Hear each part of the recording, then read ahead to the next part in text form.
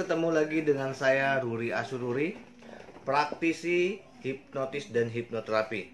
Pada kali ini saya akan menjelaskan membongkar rahasia 20 momen sugesti anak. Yaitu kapan sebagai orang tua harus memberikan sugesti yang positif ke alam bawah sadar anak. Di saat momen-momen seperti apa anak itu bisa dipengaruhi alam bawah sadarnya untuk perkembangan anak, untuk pendidikan anak. Baik, jangan lupa tonton terus video ini sampai dengan selesai agar bisa dipahami. Jangan lupa like, comment, share, and subscribe video ini agar ilmu ini bermanfaat buat teman kita, sahabat kita, orang-orang yang Anda cintai. Baik, yang pertama yaitu di saat anak sedang mengantuk. Ucapkanlah sugesti positif dengan lembut dan penuh cinta, setengah berbisik di dekat telinga anak Anda. Yang kedua, 30 menit pertama saat anak Anda tidur. Di saat itulah kondisi anak dalam kondisi alfa hingga theta, yaitu kondisi rileks yang sangat sugestif. Yang ketiga, ketika saat anak Anda sedang bermimpi, lihatlah kelopak matanya yang bergerak seakan bola matanya berputar. Di saat itu, masukkan sugesti positif bagi anak Anda. Yang keempat, di saat mengigau. Saat mengigau yaitu di saat gelombang theta yang sangat sugestif.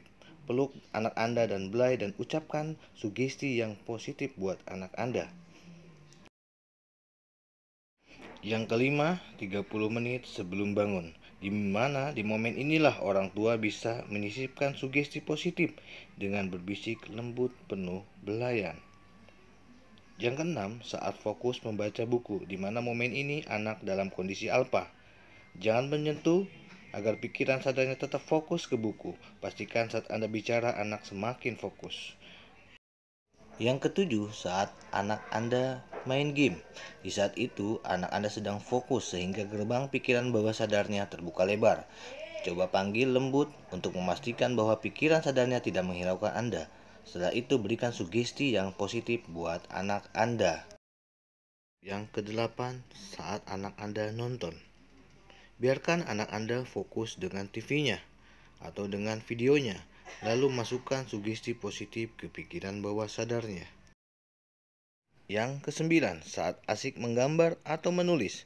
Di momen seperti ini, perkuat konsentrasi dan kenyamanannya sebelum memasuki sugesti. Contohnya, semakin kamu asik menggambar atau menulis, kamu akan semakin nyaman. Lalu, masukkan sugesti yang positif buat anak Anda. 10. Di saat melamun. Di saat itulah kritikal faktor seseorang sedang terbuka. Saat itulah saat yang tepat sebagai orang tua untuk mengintervensi kesadaran anak dengan memasukkan sugesti yang positif. Yang ke-11, di saat mengingat sesuatu. Di saat itu, Anda bisa memberikan sugesti kepada anak. Semakin kamu mengingat, semakin kamu memutuskan diri untuk mulai sekarang dan seterusnya, kamu menjadi rajin belajar. Yang ke-12, di saat bingung.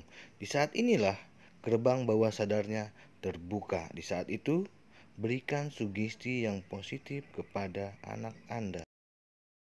Yang ke-13, di saat anak Anda sedang menangis terseduh-seduh. Di saat itu, gelombang alam bawah sadar anak Anda sedang terbuka. Maka berilah sugesti yang positif buat anak Anda. Yang ke-14, di saat marah. Emosi anak sedang muncul dan saat seperti ini, sugestinya sangat tinggi. Ikuti alur marahnya, jangan dibantah. Lalu masukkan sugesti positif dengan sangat lembut. Yang ke-15, di saat anak Anda sedang sedih. Dalam kondisi ini, kritikal faktornya lagi sedang lengah dan sugesti positif bisa menerabas bebas menyentuh pikiran bawah sadarnya. Ke-16, di saat takut. Di saat itu, kritikal faktornya sangat menginginkan untuk rileks. Karena itu, relaksasikanlah anak, peluk, buatlah aman dan nyaman.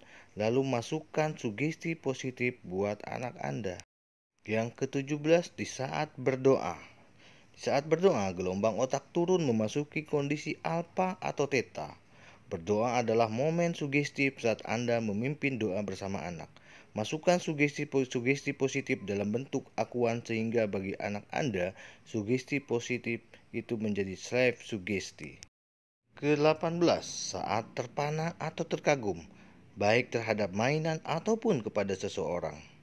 Selain fokus, emosinya pun memuncak. Saat itulah ia berada dalam kondisi sangat sugestif. Yang ke-19, saat terkejut. Bisa disebut dengan metode shock induction, di mana area sugestifnya hanya memiliki durasi sekian detik. Oleh karenanya, orang tua harus pintar memanfaatkannya. Bisa jadi sugesti ini hanya berbentuk 2 atau 3 kata saja. Misalnya, kamu anak pintar. Yang ke-20, saat banjir informasi. Kondisi ini mirip seperti orang bingung, di mana otak manusia sedang terjejali berbagai macam informasi dalam satu waktu. Maka, kritikal faktornya memilih istirahat, dan saat itulah sugesti positif lebih sangat masuk untuk diberikan. Baik, demikian itulah 20 momen sugesti terhadap anak.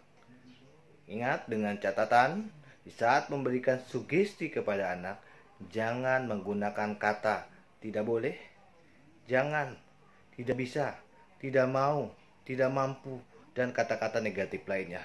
Berikanlah menggunakan kalimat atau kata yang positif dan membangun. Sekian dari saya, semoga bermanfaat dan sampai ketemu lagi di video selanjutnya.